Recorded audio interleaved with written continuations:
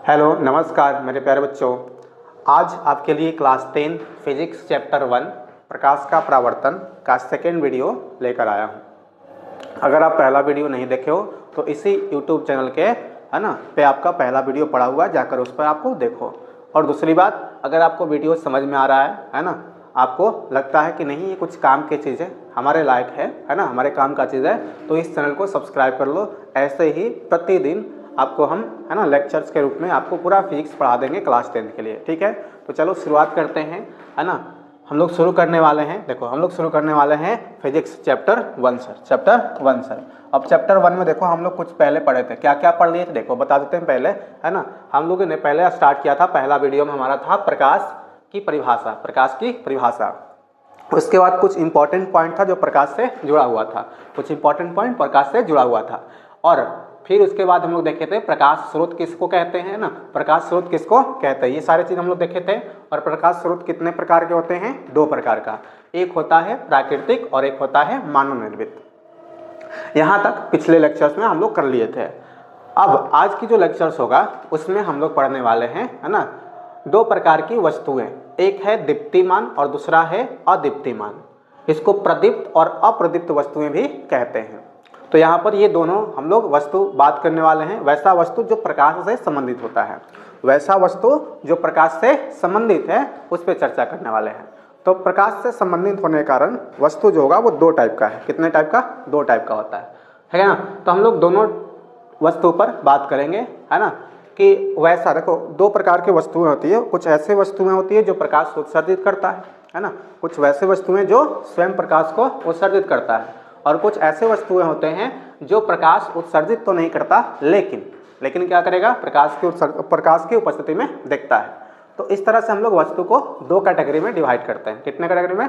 2 category में। एक जिसको हम कहते हैं प्रदीप्त वस्तुएं और दूसरा किसका कहोगे? अप्रदीप्त वस्तुएं। अब समझो कि किसको प्रदीप्त कहते हैं और किसको अप्रदीप्त कहते हैं, है ना। देखो हमारे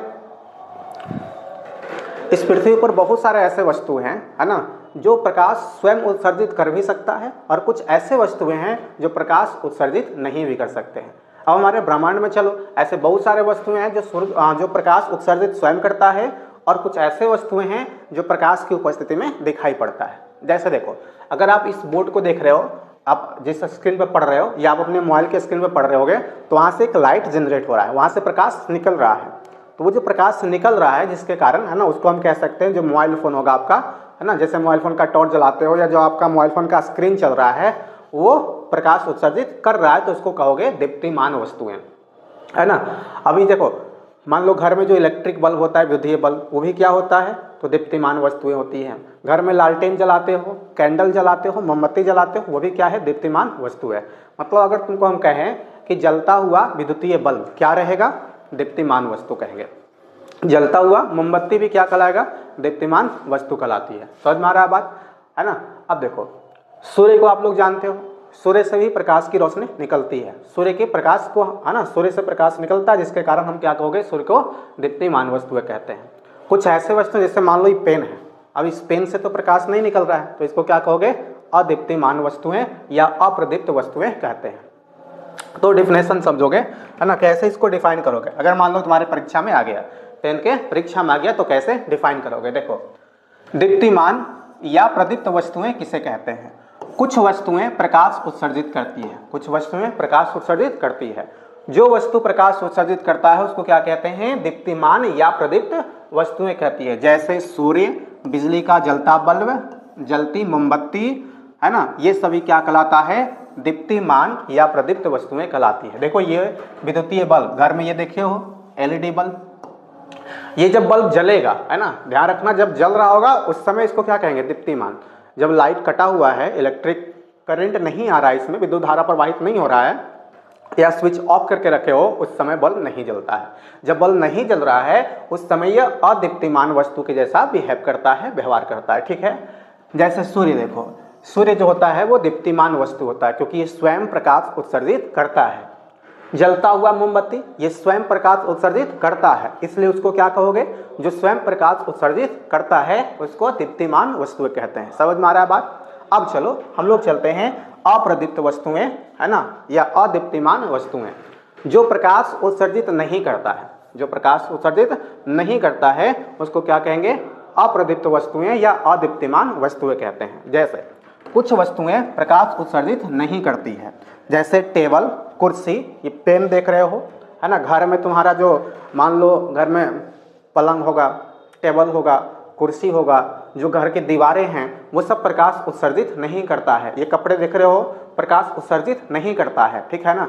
तो ये जो भी वस्तुएं प्रकाश उत्सर्जित नहीं करता है उसको क्या कहते हैं? अप्रदीप्त वस्तुएं या अदीप्तिमान वस्तुएं कहते हैं। समझ में आ रहा है? देखो टेबल, चेयर, घर के जो पेड़ पौधे होते हैं घर के आसपास में, है ना, जो बुक हैं, पेन हैं, ये सब क्या कहलाते हैं? अदीप्तिमान वस्तुएं। जो प्रकाश की उपस्थिति में दिखाई देता है पर स्वयं प्रकाश उत्सर्जित नहीं करता है उसको दीप्तिमान वस्तुएं कहते हैं, सॉरी अदीप्तिमान वस्तुएं कहते हैं। इसमें एक और एग्जांपल आएगा तुम्हारा, देखो चंद्रमा। चंद्रमा से भी प्रकाश निकलता है? नहीं सर, चंद्रमा से प्रकाश नहीं निकलता है, बल्कि चंद्रमा सूर्य की प्रकाश की उपस्थिति में दिखाई पड़ता है। चंद्रमा सूर्य की प्रकाश की उपस्थिति में दिखाई पड़ता है सर, है ना। चंद्रमा स्वयं प्रकाश उत्सर्जित नहीं करता है। बात समझ में आ रहा है? तो ये था हमारा दीप्तिमान, है ना, और अदीप्तिमान वस्तुएं। अब आगे चलते हैं। देखो अब कुछ और बातें करते हैं। अब हम लोग समझते हैं किरण रे के बारे में, है ना। किरण रे के बारे में समझो क्या है। किरण रे किसको कहते हैं? किरण अर्थात रे किसको कहते हैं? देखो सारी चीज समझ में आ जाएगा धीरे धीरे, है ना, पढ़ते रहोगे आ जाएगा समझ में। किरण किसको कहते हैं? तो देखो प्रकाश को चलने के लिए हमने बताया था कि प्रकाश को चलने के लिए किसी माध्यम की आवश्यकता नहीं होता है। प्रकाश को चलने के लिए किसी माध्यम की आवश्यकता नहीं होता है, लेकिन अगर माध्यम है तो भी प्रकाश चल सकता है सर। माध्यम है तो भी क्या हो सकता है? प्रकाश तुम्हारा चल सकता है। समझ में आ रहा बात? देखो अब बात कहते हैं कि प्रकाश जिस भी पथ पर चलता है उस पथ की गमन की दिशा जो होती है उस गमन की दिशा को ही क्या कहते हैं? किरण कहते हैं। प्रकाश की गमन पथ की दिशा को क्या कहते हैं? किरण कहते हैं। प्रकाश जिस पथ पर ये चलती है, जिस पथ पर चलती है उस गमन पथ की दिशा को क्या कहते हैं? किरण कहते हैं। जिस डायरेक्शन में जा रहा है उसको क्या कहते हैं? किरण कहते हैं। किरण को दिखाने के लिए एक लाइन खींचते हैं और उस पर जिधर से मान लो कि, है ना, मान लो ये बोर्ड यहाँ से, ये बोर्ड यहाँ से लाइट निकल रहा है, तो लाइट यहाँ से कैसे निकल रहा है? इधर की तरफ लाइट निकल रहा है, पीछे तो नहीं जा रहा है, लाइट इधर की तरफ जा रहा है। तो एक लाइन ऐसे दिखाएंगे और यहाँ पर एरो दोगे। कहाँ एरो दोगे? यहाँ एरो देंगे, ठीक है ना। तो अगर मान लो इधर कोई हमारा प्रकाश स्रोत है जहाँ से प्रकाश निकल रहा है और निकल करके प्रकाश इस दिशा में गति कर रहा है तो यहाँ इस तरफ एरो देते हैं। इसी को हम क्या कहते हैं? किरण कहते हैं। क्या कहते हैं? प्रकाश किरण कह सकते हो, प्रकाश की किरण कहते हैं। समझ में आ रहा बात? अंग्रेजी में इसको रे कहते हैं, इंग्लिश में इसको क्या कहते हैं? रे कहते हैं सर। तो हमने कहा कि सर किरण किसको कहते हैं? तो बस प्रकाश जिस पथ पर गमन करती है उस गमन पथ की दिशा को क्या कहते हैं? किरण कहते हैं। उस गमन पथ की दिशा को क्या कहते हैं सर? किरण कहते हैं। समझ में आ रहा है बात? चलो आगे बढ़ते हैं, ध्यान से समझना। अगला जो टर्म आता है वो आता है सर किरण पुंज। अगला टर्म क्या आता है? किरण पुंज। किरण पुंज। अब किरण पुंज कुछ है नहीं, देखो किसी भी प्रकाश स्रोत से जब प्रकाश निकलता है तो वो एक ही दिशा में नहीं, अलग अलग दिशाओं में भी निकलती है। जैसे मान लो एक बल्ब है तो बल्ब से एक सीधी रेखा थोड़ी निकलता है, कई सारी रेखाएं निकलती है, कई सारी रेखाएं निकलती है। अगर आपको देखना है तो देखो अपना जो आप मोबाइल स्क्रीन लिए हो ना, उस मोबाइल स्क्रीन के क्या करना, पीछे जो फ्लैश होता है उसको जलाओ और फ्लैश जलाने के बाद कुछ दूर पर रख करके उसको अपने देखना आंख से, लगेगा बहुत सारे रेज वहां से निकल करके आ रहा है। तो जो रेज निकल रहा है ना, रे बहुत सारा जो किरण निकल रहा है यहाँ से, तो इनकी समूह को हम लोग किरण पुंज कहते हैं। जब कई सारे किरण एक दूसरे के साथ, है ना, समूह बनाकर निकलता है तो उसको किरण पुंज कहते हैं। किरण पुंज कहते हैं। प्रकाश की किरणों के समूह, प्रकाश की किरणों के समूह को क्या कहते हैं? किरण पुंज कहते हैं। बताओ क्या कहते हैं सर? प्रकाश के किरणों के समूह को क्या कहते हैं? किरण पुंज। प्रकाश के किरणों के समूह को क्या कहते हैं? किरण पुंज। प्रकाश के किरणों के समूह को क्या कहते हैं? किरण पुंज। प्रकाश के किरणों के समूह को क्या कहते हैं? किरण पुंज। प्रकाश की गमन पथ की दिशा को क्या कहते हैं? किरण। प्रकाश की गमन पथ की दिशा को क्या कहते हैं? किरण। प्रकाश की गमन पथ की दिशा को क्या कहते हैं? किरण। या प्रकाश एक सरल रेखा में चलती है, प्रकाश एक सरल रेखा में चलती है, जिस रेखा पर चल रही है उस चलने की जो दिशा है उसको किरण कहते हैं, है ना। अब किरण पुंज किसे कहते हैं सर? किरण पुंज किसे कहते हैं? प्रकाश की किरणों के समूह को क्या कहते हैं? प्रकाश की किरण पुंज कहते हैं। प्रकाश की किरण पुंज कहते हैं। आगे समझ में। अब बात आता है कि सर क्या किरण पुंज का अलग अलग वैरायटी भी है। किरण पुंज के कितने प्रकार होते हैं, क्या ऐसा भी सवाल हो सकता है? बिल्कुल सर, किरण पुंज मुख्यतः 3 प्रकार के होते हैं। ध्यान रखना, किरण पुंज मुख्यतः कितने प्रकार के? 3 प्रकार के। किरण पुंज मुख्यतः 3 प्रकार के होते हैं। सर कौन कौन होता है बता दीजिए भी। तो देखो भैया, किरण पुंज 3 प्रकार का, एक होता है अपसारी किरण पुंज, दूसरा होता है समानांतर किरण पुंज, और तीसरा होता है अभिसारी किरण पुंज। तीसरा क्या होता है? अभिसारी किरण पुंज। ये ना, ये एक्स्ट्रा लिखा गया तुम्हारा। 3 होता है सर, अपसारी किरण पुंज, समानांतर किरण पुंज और अभिसारी किरण पुंज। सर टोटल 3 प्रकाश पुंज होता है या किरण पुंज होता है। किरण पुंज का ही दूसरा नाम है प्रकाश पुंज। सर कितने प्रकार का बोलो, जल्दी बोलो। किरण पुंज कितने टाइप का? 3 प्रकार का। अपसारी किरण पुंज, अभिसारी किरण पुंज और समानांतर किरण पुंज। समझ में आ गया? अब तुमसे पूछना, बताना कमेंट में, जल्दी लिखो, कमेंट में लिखना है ना, कमेंट में लिख के बताना कि सर किरण पुंज कितने प्रकार के होते हैं। कमेंट में लिखो 3 प्रकार के होते हैं, तीनों का नाम लिखो। क्लियर हो रहा है? बात समझ में आ रहा है? अब एक एक करके तुम समझो कि सर अपसारी किरण पुंज किसको कहते हैं। देखो हम पहले समझाते हैं कि प्रकाश जब निकलेगा तो क्या होगा। समझना ध्यान से, कुछ बातें को समझना सर। देखो कुछ बात समझना, यहां से हम आपको समझाने का प्रयास करते हैं। देखना, तीनों प्रकार की जो किरण पुंज है ना, उसको हम समझाने का प्रयास तुमको करते हैं। देखो मान लो कोई प्रकाश स्रोत है, ये कोई प्रकाश स्रोत है, ठीक है, ये कोई क्या है? प्रकाश स्रोत। जैसे बल्ब मान लो ना, बल्ब, तुम्हारे घर में बल्ब देखो लगा हुआ है ना, बल्ब लगा हुआ है। उसको अगर देखो वहां से जब रोशनी निकल रही है, प्रकाश वहां से निकल रही है, तो बताओ वो सिकुड़ रहा है एक जगह या फैल रहा होगा? देखना जरा चेक करके, बल्ब से जब प्रकाश निकल रही है तो वो सिकुड़ रहा है या फैल रहा है ना। सबसे अच्छा अगर एग्जांपल तुमको देखना है तो अपनी क्या करना, आंख थोड़ी सी ऐसे बंद करो और थोड़ी सी बस आंख खोलना है और तब बल्ब की तरफ देखो, आपको पता चलेगा कि किरण फैल रही है या सिकुड़ रही है। आपको पता चलेगा किरण सर अलग अलग दिशाएं में फैल रही है। किरण एक बिंदु से निकल करके, एक बिंदु स्रोत से निकल करके और अलग अलग दिशाओं में फैल रही है। तो ये फैल रहा होगा, तो ऐसे किरण पुंज को देखो, ये किरणों का समूह है, बहुत सारे किरण है अलग अलग डायरेक्शन में निकल रहे हैं, तो इनको कहते हैं अपसारी किरण पुंज। अपसारी, क्या कहोगे इसको? अपसारी किरण पुंज। जब प्रकाश की किरणें एक बिंदु स्रोत से निकल करके अलग अलग विभिन्न दिशाओं में फैल जाती है तो इसको कहते हैं अपसारी किरण पुंज। फिर से सुनना, जब प्रकाश की किरण किसी बिंदु स्रोत से निकलकर विभिन्न दिशाओं में फैल जाती है तो ऐसे किरण पुंज को अपसारी किरण पुंज कहते हैं। समझ में आ रहा है बात? अपसारी किरण पुंज कहते हैं। अगर समझ में आ रहा है तो कमेंट में लिखो यस सर समझ में आ रहा है। बात समझ में आ रहा है? तुम कमेंट करोगे, मुझे लगेगा कि नहीं बच्चा पढ़ रहा है सर, है ना, बच्चों को मेरी बात समझ में आ रहा है। और अगर ऐसा हुआ तो मुझे और कॉन्फिडेंस मिलेगा कि अगला लेक्चर बनाए तुम्हारे लिए, है ना। वैसे मैं बनाऊंगा लेकिन थोड़ा सा एक एनर्जी मिलेगा अंदर से कि नहीं बच्चा समझ रहा है ना, बच्चा पढ़ रहा है, और इसलिए तो कमेंट किया है। आ रही बात समझ में? अब दूसरी बात समझते हैं कि सर ऐसा भी हो सकता है क्या कि सर अलग अलग सोर्सेस से प्रकाश की किरणें निकल करके और किसी एक बिंदु पर आकर मिल जाए, किसी एक बिंदु पर आकर मिल जाए। सर अलग अलग सोर्सेस से प्रकाश की किरणें या विभिन्न दिशाओं से प्रकाश की किरणें आकर के एक ही बिंदु पर मिल जाए, क्या सर ऐसा हो सकता है? और अगर ऐसा होगा तो इस किरण पुंज को क्या कहेंगे? तो देखो ऐसे किरण पुंज को क्या कहते हैं? अभिसारी किरण पुंज कहते हैं। क्या कहते हैं सर? अभिसारी किरण पुंज कहते हैं। क्या कहोगे इसको? अभिसारी किरण पुंज कहते हैं। देखो आगे तुम लोग को हम पढ़ाएंगे, एक अवतल दर्पण होता है। क्या होता है सर? अवतल दर्पण। अवतल दर्पण क्या होता है कि जब अलग अलग दिशाओं से किरणें आती है तो उसको एक जगह समेट कर रखने का काम करती है।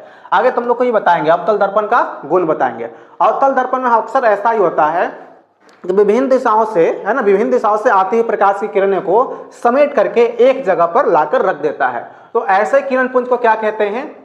अभिसारी किरण पुंज कहते हैं। क्या कहोगे? अभिसारी किरण पुंज कहते हैं। बात आ रहा है समझ में?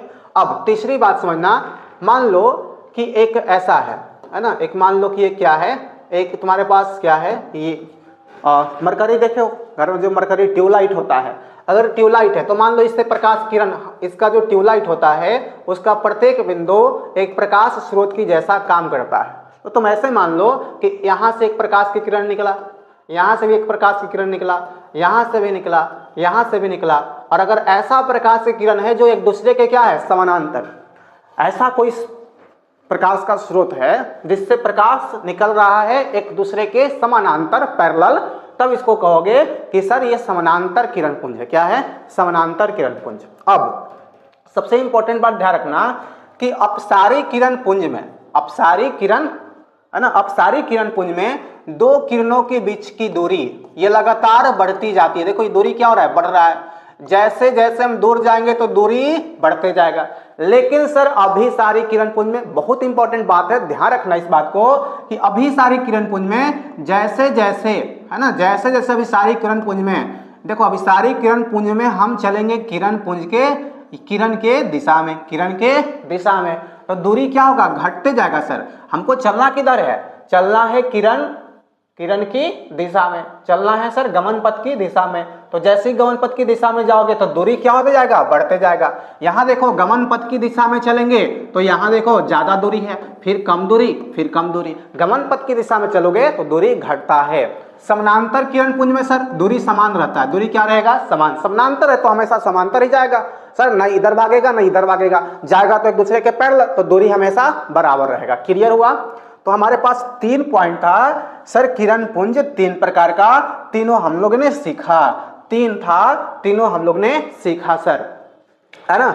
एक बार जरा सा क्या लिखा हुआ है उसको समझ लेते हैं। देखो अपसारी किरण पुंज, इस प्रकार के किरण पुंज में प्रकाश की किरणें एक बिंदु स्रोत से निकलकर फैलती चली जाती है। याद रखना डेफिनेशन, अगर एग्जाम में आ जाए कि अपसारी किरण पुंज किसको कहते हैं बताना। इस प्रकार के किरण पुंज में प्रकाश की किरणें एक बिंदु स्रोत से निकलकर फैलती चली जाती है, फैलती चली जाती है। इस तरह का तुम डायग्राम बनाओगे अपसारी किरण पुंज में। क्या बनाओगे सर? अपसारी किरण पुंज में एक बिंदु स्रोत से अलग अलग दिशाओं में फैल जाएगा, अलग अलग दिशाओं में फैल जाएगा, अलग अलग दिशाओं में फैल जाएगा। इसको कहते हैं अपसारी किरण पुंज। क्या कहते हैं? अपसारी किरण पुंज कहते हैं। सर बात समझ में आ रहा है? लुका छिपी खेले हो, लुका छिपी खेले हो। लुका छिपी खेलते समय क्या होता है कि जब जो चोर होता है ना, जब चोर होता है वो कहीं जाके छुपता है और उसके बाद सारे लोग जो होता है वो अलग अलग विभिन्न दिशाओं में जाकर के फैल जाता है और छिप जाता है। बस वही हाल यहाँ भी है, वही हाल यहाँ भी है। सर बात समझ में आ रहा है? अब समझोगे। सर समानांतर किरण पुंज किसको कहते हैं? बड़ा सिंपल है। ऐसे किरण पुंज में प्रकाश की किरणें एक दूसरे के समानांतर होती है। ऐसे किरण पुंज जिसमें प्रकाश की सभी किरणें एक दूसरे के समानांतर होती है।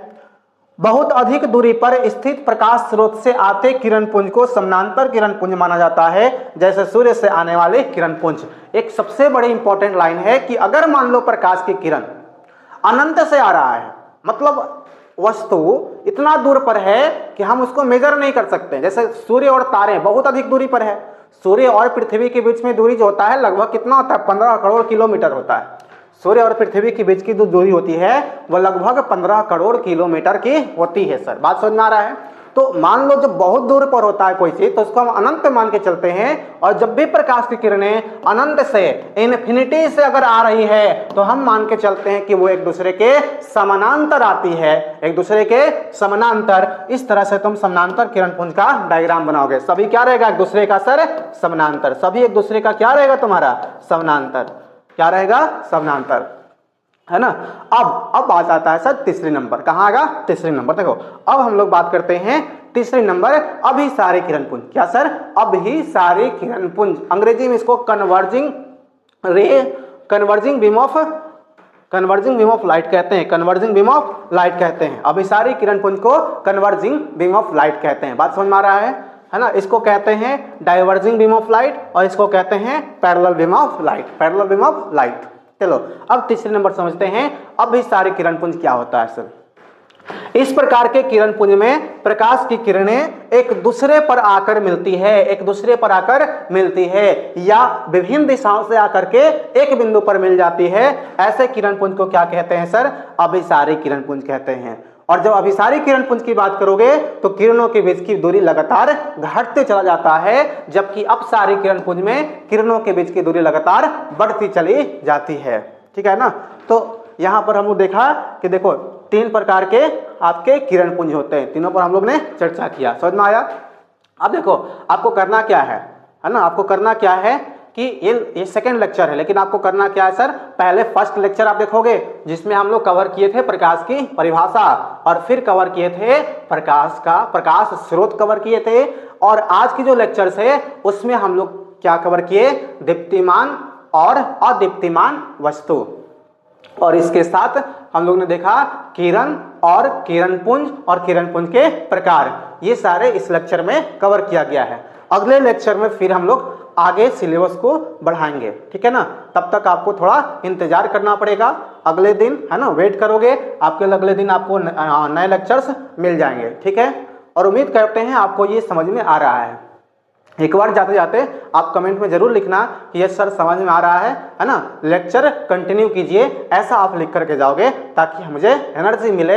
हम है ना, तुम कमेंट करोगे, तुम ये बात को लिखोगे कि नहीं सर समझ में आ रहा है ना, अगला लेक्चर है ना जल्द ही लाया जाए, ऐसा लिखोगे तो हमें खुशी होगा, और अगले लेक्चर के लिए हम भी प्रेरित रहेंगे कि नहीं भाई अगले लेक्चर में बनाना है, विद्यार्थी वेट कर रहा है। तो कमेंट में एक और जरूर बातें लिखो कि sir I am waiting for next lecture, comment में लिख के जाओ sir I am waiting for next lecture, ठीक है। थैंक यू, चलते हैं और फिर मिलते हैं अगले लेक्चर्स में।